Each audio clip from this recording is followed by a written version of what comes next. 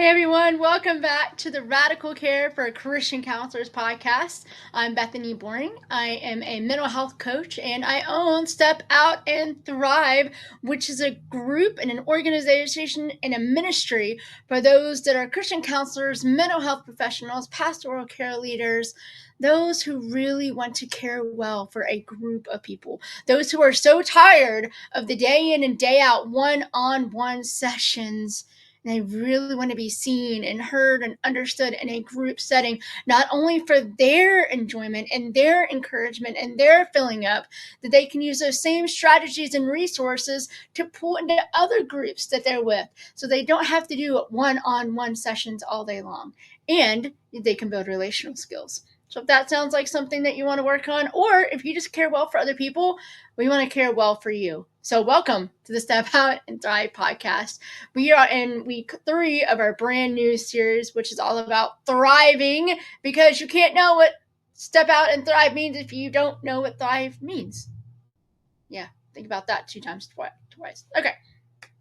Today, we're going to get into the R. I'm going to guess what that means in thrive. We said T was through, H is him, R is receive. Through him receiving. And it's usually ing the way I talk about it, because it's an ongoing receiving. And as we've been introducing this, we do my story, God's story, and I challenge you to continue writing your story. And I'm loving. I can't wait to hear some of the stories that you guys are going to share through this. And so today we're going to talk about receive and what that really looks like in a thriving way of doing life. My story. One of the things that I've had to do through vision loss is I've had to accept many things that were happening. A counselor friend of mine said, Bethany, you need to work on radical acceptance. That became a cuss word because we had this ongoing running joke where I could actually catch myself. I'm like, I know I need to accept this, but I can't. It is too hard right now. But what if it was true? And so if I am losing vision, I would have to look into different things. So I learned cane training. I even had the trainer with me at the church walking around the building. Another thing I had to look at was a guide dog. When that was first mentioned to me, I was like, no way, no how. I already have 3 boys that I'm trying to keep alive, plus my own dog. How in the world would I do things with a guide dog as well? And then I started talking and watching some videos and realizing the process could take forever. And I'm still waiting. Even today, I'm still waiting for that day that I'll get that call that a guide dog's right for me. But in part of the application process, after they say, yes, you would be a good fit, they go through the phone interview process. You make sure you have all your resources and all your ducks in a row. And then somebody comes down and visits you from the actual place that you want to get a dog from. So I was nervous. This meeting was on the calendar. I wasn't sure what to expect. And we started talking, and she's like, you have a very interesting situation here. She's like, with your short right arm, and how would you, do this, because you need to feed the treat to the dog as you're walking around, and which hand would you use to actually walk with versus which hand could you catch yourself with if you fall? And I'm going, I haven't even thought through half of this. I don't even know for sure if I want this. I think I do. I'm not sure. And then she said, and I'll never forget this, she's like, well, let's go outside and let's get a video of how you walk and let's test this out. And I was thinking about all my neighbors. I'm like, what are they going to think with me doing this weird walk with this lady that they don't know? I did hear from a neighbor later on that thoroughly enjoyed watching out her window that day. But I do some of my cane walk, and she's like, I can tell you've been doing your training. You handle yourself very well. Now what I want to do is, she was going to hold on to like the leash that the dog is on. So obviously she didn't have a dog with her. So she was pretending like she was going to be the dog, right? So she was kind of holding on to it and walking, and I would have to be able to hold on to it and interact. Like, Like I basically could show that I could do this with a real dog and how this would work with my right hand and left hand and visual acuity and all that kind of stuff. Well, I had done a lot of walks with a cane before, but I'd never done this with like a human being and a dog. And this was, I was nerve wracked. And I had it in my mind. I'm like, yeah, I'm not sure if I even need a guide dog. This is kind of dumb. Maybe I'm not where I need to be. Hadn't really accepted a lot of things that I was walking through. And as she was walking down our street, we have a stop sign, and you can either go left or right. Well, all the days that I take my dog, I always go to the right because I know that sidewalk well. There's no hidden bumps or curbs or most of the sidewalks even. I just feel safer on that one. And so I've always just naturally gone that way. The left way is an unknown path, and it does have the sidewalk is weird at places, and I've tripped and fallen a number of different times on that. So I just don't go left. So she goes to the stop sign and she's like, all right, which way you want to go? I'm like, let's go right. She's like, yeah, we're going to go left. And I'm like, perhaps you didn't hear me because, I know that you're doing the dog thing and holding the leash and everything. And I said, go right, can we go right? And she's like, yeah, we're going to go left. And I'm like, oh, yeah, okay, sure. And I didn't have my cane with me at the moment. So I was trusting this human being. And I said, well, just be careful because, the sidewalk's uneven. And she's like, oh, is it? I'm like, yeah, it is. I usually don't go this way because I don't trust myself in the sidewalk. And she's like, well, this is going to be one thing that a dog will help you with because it'll give you your independence back. And I was like, I never thought of that. But I was still kind of skeptical. I'm like, I got this. Well, after tripping over the curb to begin that whole saga, we made it all the way to a certain point, and then all of a sudden, she stopped. And I was like, why are we stopping? She's like, because the dog will stop at an uneven surface and he'll make sure that you can get over it. I remember feeling the calmness inside of me at that moment. And at that moment, I opened my hand and I started realizing, okay, God, maybe you're right. I see this vision loss thing. I know it's impacting me now. I'm listening.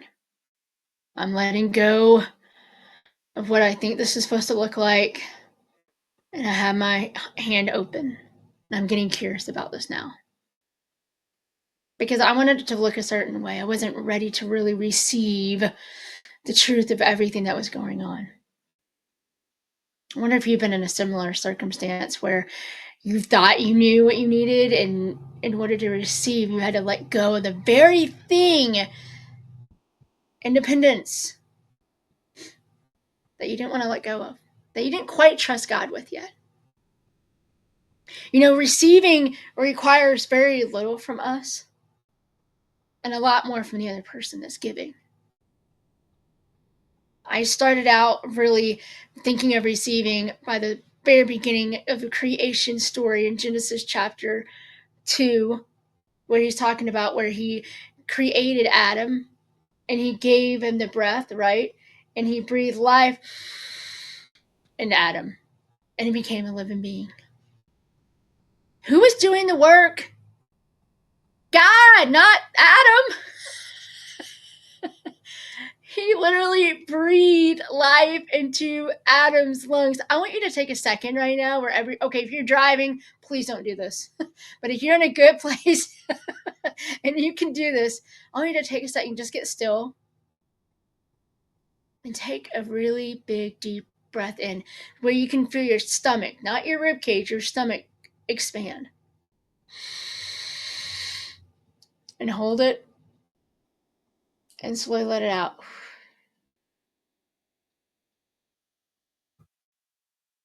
Some of you are like, can we do that like 3 or 4 more times, please?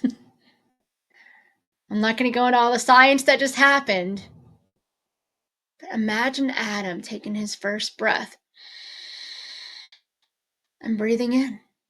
That's all you had to do is breathe in. That's what receiving is like, you all. It's that important. It gives us life to receive. That's all we do is we let it sit. We receive. Another Bible story where it talks about receiving in a way that I've really had to get to know lately is in the book of Mark, chapter 2. Most of you guys know the story. It's the lame man who's on the mat, who has amazing friends, by the way. I would love to get to know those guys, by the way. So, like, when I get to heaven, I'm going to be like, yo, so who's that guy's friends again? Because I want to get to know you all. But they carry this lame man on his mat up to see Jesus. Yeah, I just love this story. I just think it's so cool. Anyway, so they can't get in. So they're like, hey, we'll just tear apart the roof. Cool. Just like, you are my people. You are my people. You will make sure that you stop at no end to get this person to Jesus. I love that. We all need friends like that. We all need friends like that that's going to tear apart anything to make sure that we can get to Jesus. So he not only has to trust his friends, big time, he has to trust God. He has to trust Jesus, right? So this layman is literally being lowered down from the roof. And Jesus is like, sup? No, he didn't say that. He's like, hey. And he said, looked at him and he said, your sins are forgiven. And he gets into this big debate with the religious leaders. I'm not going to go there today. But then he also says, pick up your mat and walk. And the man picked up his mat and he walked. In order to receive healing, this man had to receive help from his friends. He had to receive the forgiveness of sins from Jesus. Notice he didn't do anything. Again, he's receiving all of this. And then he had to receive that healing. Only at that point did he have to do anything. Take up your mat and go home. Why do we make receiving so hard? I literally stopped because everybody, when all the stuff was happening with the vision and hearing and working on becoming a single mom and having to do the job and having to just do all the things, because even though things may change in your life, it doesn't mean that things stop, right? My biggest struggle was having people going, oh, Bethany, you just need to receive. Sorry, wasn't quite like that, but that was the most annoying thing to me because I don't want to receive. I'm a giver. I give. Man, thriving's hard because it doesn't start with giving, it starts with receiving. Through Him receiving. What does God want to give you that your hand is so clenched that you haven't let Him in to do that with? Maybe it's forgiveness. Maybe it's hope. Maybe it's mercy. Maybe it's love. But you're still holding on to control. You're still holding on to no, this is what my life is supposed to be like, God. It's not supposed to look like this. I'm going to hold on to my dreams and my desires. You can't receive like that. You also can't give fully like that as well. My challenge to you this week is, what is your receiving story? What is it that you got your fist so tight against that you are scared to let God into? What is He wanting to give you? He wants to give you things. What is He wanting to give you this week? What is He wanting to give you right now that maybe you might be scared of? Can we just be honest about that? We can be scared of love. We can be scared of being seen. We can be scared of being known, especially for holding on to what we believe that life is supposed to be like. It takes a lot to let go and receive. And this is why it's so important that the previous letter is H, because we know Him, because we've done the work, because we've seen Him, because we remembered how He has been in our life and we're doing it through. So we're trusting Him to be with us even in this receiving part. It all connects. So what is your receiving story, friend? What are you holding on to? What would it take to let go? What does God have for you? As you're sitting with those questions this week, I challenge you to come on the community. It's a free community for anybody that really wants to go deep and do this community work together. You can find more information at bethanyboring.com. And as always, so excited that you are going beyond surviving. You don't have to do it yourself anymore. Glad to have this community. I'm glad to be with you. And remember, dare to do more than just survive. Step out, receive, and thrive. Really hope you guys have a great week and looking forward to seeing you back here next week. Bye, guys.